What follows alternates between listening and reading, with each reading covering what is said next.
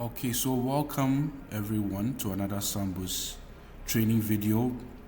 In this training video, we're going to explore something fun, something interesting, and I hope too, something that will also be worth your while. In this video, we're looking at the shortest path analysis in the ArcGIS professional software. So before we get into the nitty-gritty or get our hands dirty as it were with the video tutorial on this, we need to consider some few things. First of all, what the shortest path analysis is, why use GIS for that, and then some key concepts in the shortest path analysis. So in very simple and lay terms, the shortest path refers to the minimum distance or cost required to travel between 2 points in a network. So you can consider this example of you in a city center, a very complex city center, a very huge metropolitan area, and you are trying to get to point A, which is where you are, to point B, which is your destination, right? The algorithm that goes into trying to find the quickest way to getting to point B, your destination, is what the shortest path analysis is all about. Now, it's worth mentioning that it does this by minimizing some criterion. In fact, 3 main criteria: time, distance, and cost. So with distance, it minimizes the least physical distance between 2 points or 2 locations, right, on the same road network. Okay. Now, with regards to time, it finds the quickest routes whilst considering things like speed limits and then traffic conditions. So from point A, I'm trying to get to point B, and then let's say there's, for whatever reason, there's traffic congestion. Right, the shortest path analysis would offer an alternative route from the current route I am using to get to point B. Okay, and then finally, cost. So the shortest path analysis will consider cost that comes in the form of road or traffic tolls. Okay, and then fuel consumption as well.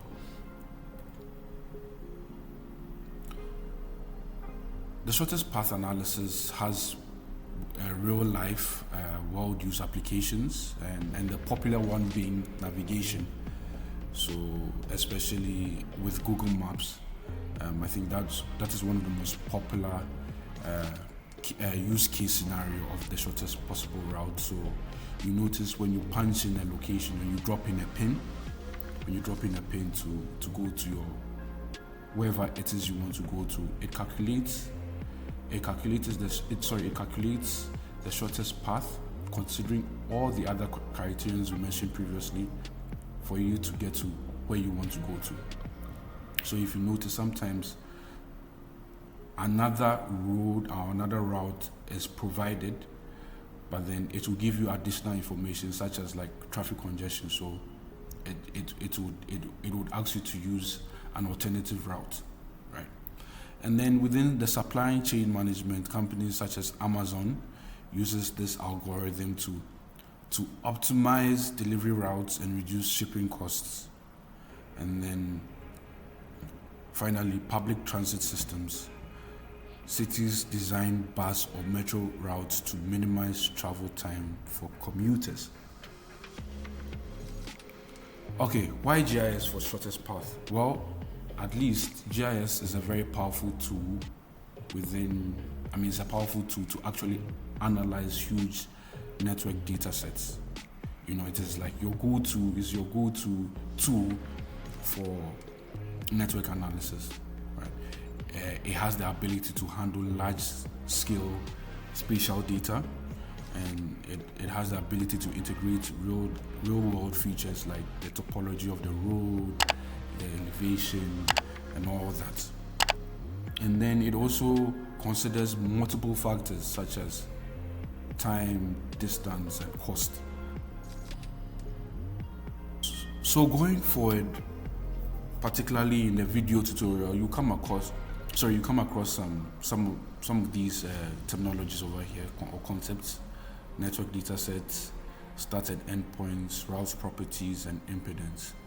Now, the network data set really is a fancy way of describing how roads, footpaths, and other transportation networks such as railway roads are all connected, right? The connectivity amongst them. Start and endpoints is all about the origin and your destination, right? Sometimes it's just the stops really covers or umbrellas the term, start and end point. So your point of origin, your point of destination. And then route properties are the additional characteristics that can be specified for the route, such as barriers, restrictions, and or preferences, right? And then the impedance here is the cost. Right, so we've gone through all that. Now let's jump right into the tutorial. All right, so let's not play around. Let's get into this. Let us enjoy. Let us get into the nitty-gritties of the shortest path analysis. So what we're going to do first is set up our coordinate system. Particularly, I cannot overemphasize this, a projected coordinate system, because we're dealing with the shortest path, and part of the analysis involves measuring, like we looked at previously. It measures the shortest path from one point to the other. And so it is imperative that you set a projected coordinate system, because we'll be measuring it in linear units, in this case kilometers, right?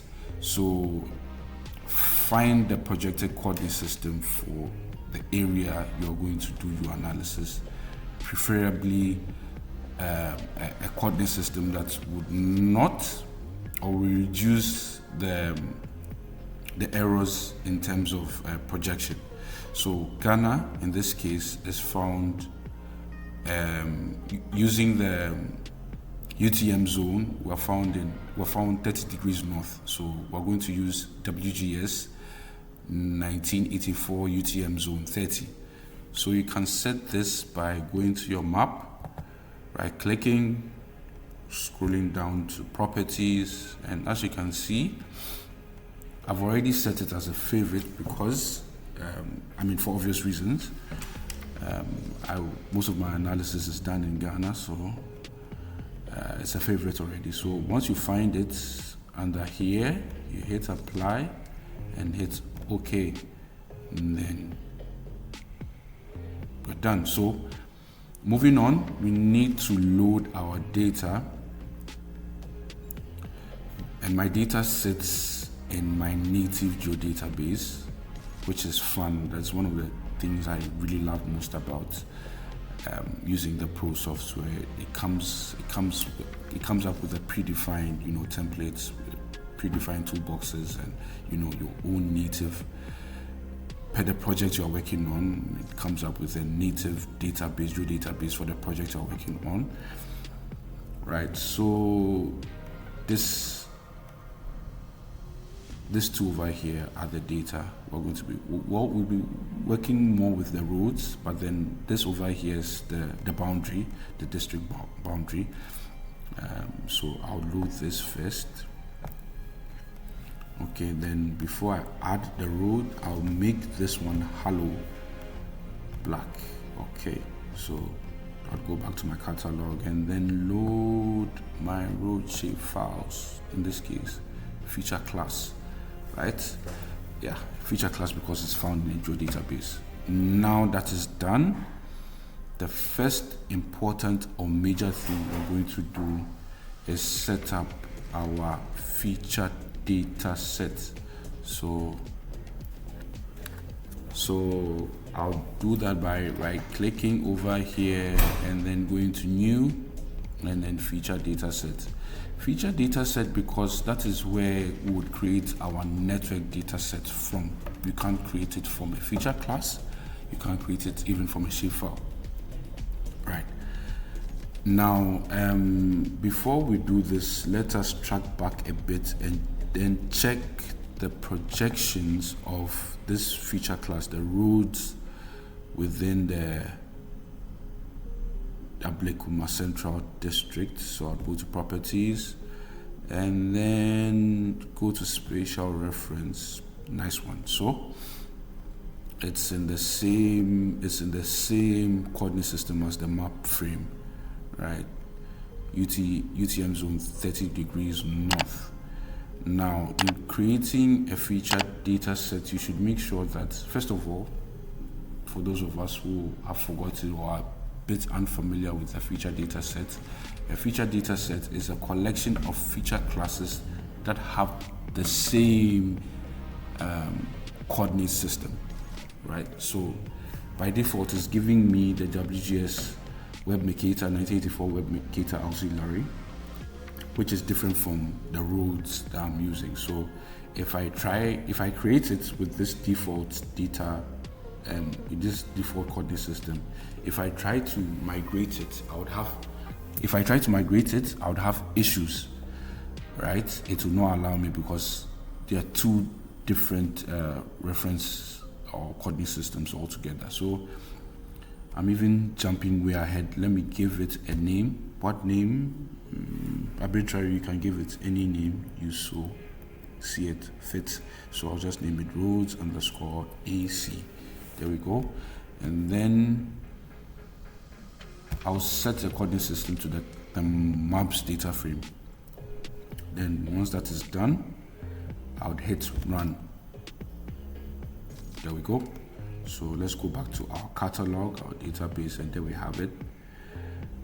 Roads _ AC, right? AC is the shortened or the acronym for the district I'm using, Ablekuma Central. So AC, it's too long to type. Okay, now I can migrate this data to this feature data set over here. Now there are two ways to actually do it. We can right click on the feature data set, right, and then go to import, right? But then if you are lazy like me, right, I'll just hold this and then drag it over there, and then we're done. So it's there, it's sitting over there. Now let's do something quick. Let's check the spatial reference system for Ablekuma Central. Go to properties. Okay, spatial reference. So it's using a different projected coordinate system. Okay, so let's assume I want to migrate this to this feature data set. Let's see what will happen. And there we have it. There's our error. Okay, right. But then we don't need it to sit. What we need to be in the feature data set is the roads, because you can only create a network data set with only line data. Okay, so now that we have our feature data set, let us do something quick before we actually create our model or network data set. I'll right click and then go to my attribute table. Now I must say that this data is not that elaborate. The attributes for this feature class is not elaborate. I downloaded it from OpenStreetMap, but then what it has is enough for us to do a simple and basic shortest path analysis, which is the shape length and the minutes, or if you prefer, the impedance, the cost of actually traveling in any in the network data set would actually create, right? So the network data set would actually be a model for us to be able to, analyze line, this type of line data. Okay, so I'll close this and then go and right click on my feature data set and then go to network data set. So I'll give it a very uninspiring name, roads network data set. Okay, I encourage you to be much more creative in giving it a name. So I'll check this because we are running it on the line. We're creating the model based on the line or the roads we have. Like I said, my data set is not that elaborate. It doesn't have any elevation, so I'll just check this and then click run. Okay, so on my content pane, you can actually see it has created the data set. It has automatically added it, but then to add the attributes, to build the network data set, we have to remove this. For whatever reason, the software becomes funky when you try to build an attribute on a network data set whilst it's loaded on the content pane. So just go ahead and remove it, and then on your catalog pane, locate your network data set over here, right click, and then go to properties. Okay, so over here, just check this, the service area index, and then skip all the way to travel attributes. So now these are where we're going to calculate, or we're going to calculate the cost, right? And by default, the length uses the shape length in our attribute. That is why I said for this very basic and rather generic demonstration, we have the fields necessary to run a very simple and basic network analysis. So the length automatically in meters has picked up the shape length. So what we're going to add is the minutes. So another cost, which would be time or minutes. So over here, I would click and then select new. So by default, it has guessed it, time, right? So time. So I'll just give it another uninspiring name, just say minutes, right? And then over here, we change this to field script, and then over here we'd select the field. So we're using the Python, so to call a field in Python in ArcGIS, you just use the exclamation mark. So shift exclamation mark and then minutes, right? And then you close it with another exclamation mark and then hit OK. So there we have it. So we'll just be using distance and time. Then once that's done, we hit OK, right? But we're not done. We have to build it. We have to build our network data set. So it's sort of like a preamble after a preamble after another preamble. So what we're doing is sort of updating, right? Updating the network data set we have with the costs or the impedance. So I'll right click over here and then go to build, and then this wizard, this pop-up will come over here, and then select force build, right? If you use force full build, it will build. It will apply the changes to the whole model or the network data sets. Unlike if you don't check, it will maybe partially build the network data set. So after checking that, you can hit run, right? And yeah, so now let us go to, where should we go to? Analysis, right? Let's go to analysis, and then over here where it says network analysis, select route, So find the shortest path between stops. So select this one.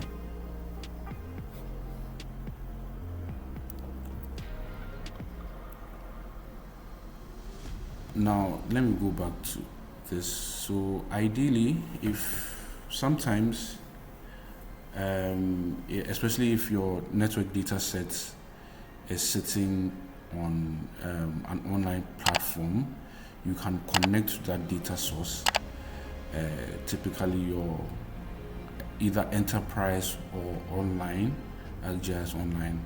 But then with that one, especially if it is online, you will need service credits. That is a disclaimer.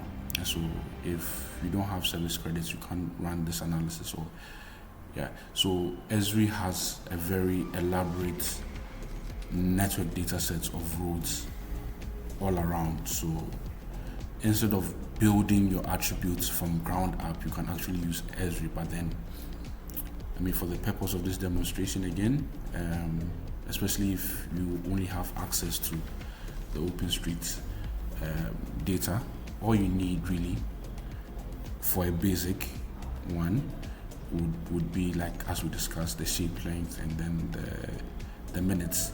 But then for a very much more elaborate analysis, it's either you build it with additional attributes like left turns and stops and all that, or you could use, if you have an online account, you could use the Esri's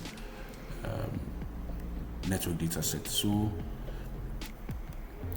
on my contents pane, you can see it has actually added a route layer. So the stops, right, the route, then the costs. So the cost could be either a point, a line, or a polygon, right? So we have this. Now let's import our stops. Unfortunately, I don't have any stops. There are two ways of doing that. You can either import, or you can actually create you can create any point really of your choosing. So what I'm going to do is go on your contextual tab, select route layer, and then, like I said, you have the two options, import or create. So I'm going to create stops over here. Click here, and then we're going to create our arbitrary stops, so anywhere. So just click on the stop, and then the creation tool will be provided for you. So let's see, let's start from somewhere, let's say here, and then let's go somewhere over here, okay? Or let's see, okay, this is somewhere over here. All right, so once you've created your spot, obviously you go to run, and there we have it. So this is from point A, from point 1 to point 2. This, according to the analysis, is the shortest route. Okay, now the impedance we created, we can change it over here. We can play around the cost.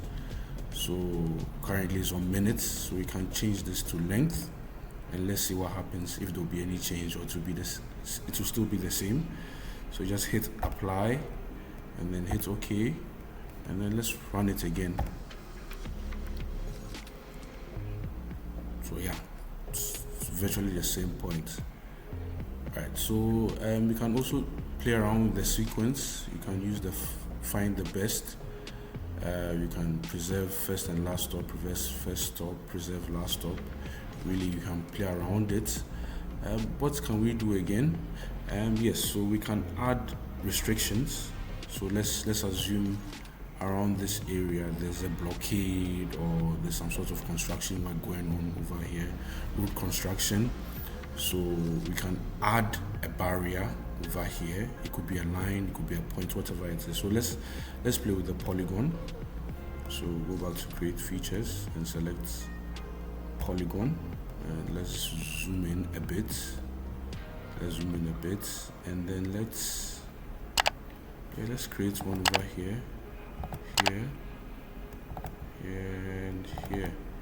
So go back and then run.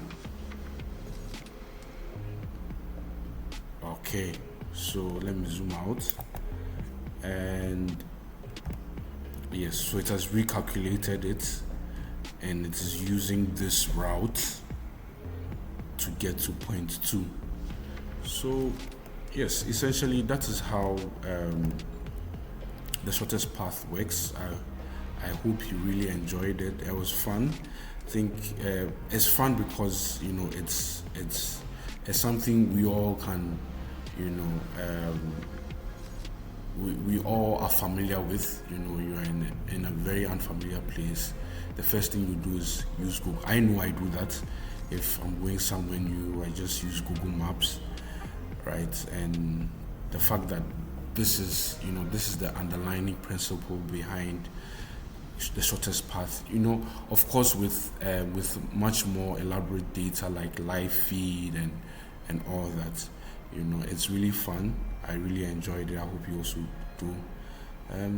So thank you very much for sticking through. Catch you next time.